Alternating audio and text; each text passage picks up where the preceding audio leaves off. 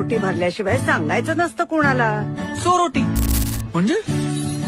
म्हणजे चोरून भरायची ओटी. 3ऱ्या महिन्यात भरतात ती. आणि कुणाला कळू नये ना म्हणून दिवे लागणीच्या नंतर भरतात ती.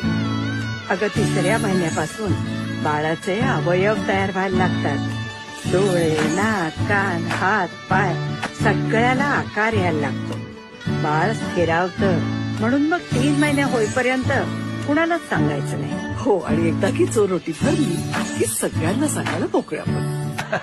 इवलूशा भातुकलीत भांडी कुंडी खेळू, छोट्याशा कपातला चहा मी पिऊ. भिंतींवरती काढू डोंगर दऱ्या, फुले आणि